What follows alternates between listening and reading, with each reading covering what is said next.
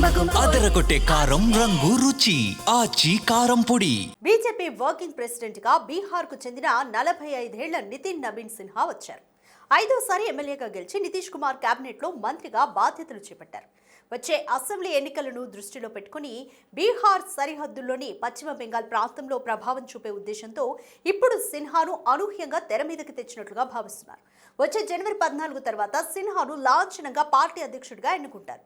చిన్న వయసులోనే పార్టీ పగ్గాలు చేపట్టిన వారిలో ఒకరిగా బీహార్ నుంచి పార్టీలో ఆ స్థాయికి చేరిన తొలి నేతగా ఆయన నిలుస్తారు. కాయస్థ సామాజిక వర్గానికి చెందిన నబీన్ సిన్హాకు ఆర్ఎస్ఎస్ నేపథ్యం ఉంది. ఇటీవల ఎన్నికల్లో బీహార్లోని బాంకీపూర్ నుంచి 4వ సారి ఎమ్మెల్యేగా ఆయన ఎన్నికయ్యారు.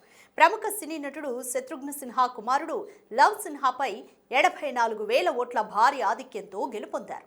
ఇదివరకు పార్టీ యువమోర్చా ప్రధాన కార్యదర్శిగా పనిచేశారు.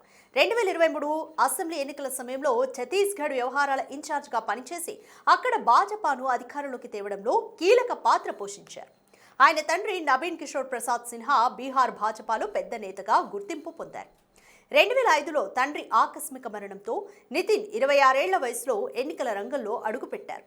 2006లో జరిగిన ఉప ఎన్నికలో తొలిసారి గెలిచిన ఆయన ఆ తర్వాత ఎన్నడూ ఓటమిని చవి చూడలేదు. భాజపాకు ఇటీవల గొప్ప విజయాన్ని సాధించి పెట్టిన బీహార్ను గౌరవించడంతో పాటు తొలి నుంచి విధేయులుగా వివాదరహితులుగా ఉంటూ బాధ్యతలు విజయవంతంగా నిర్వర్తించేవారని పార్టీ గుర్తిస్తుందనే సందేశాన్ని చాటడానికే నాయకత్వం ఆయన్ని ఉన్నత పదవికి ఎంపిక చేసినట్లుగా విశ్లేషకులు చెబుతున్నారు. దీంతో పాటు యువ నాయకత్వాన్ని తయారు చేసుకోవడానికి ప్రాధాన్యమిచ్చారని పేర్కొంటున్నారు. 1980 మే 23న రాంచీలో జన్మించిన నబీన్ సిన్హా ఢిల్లీలో చదువుకున్నారు. మొత్తానికి నబీన్ ఎంపిక ఆర్ఎస్ఎస్ కనుసన్నల్లో వ్యూహాత్మకంగా జరిగిందని తెలుస్తోంది.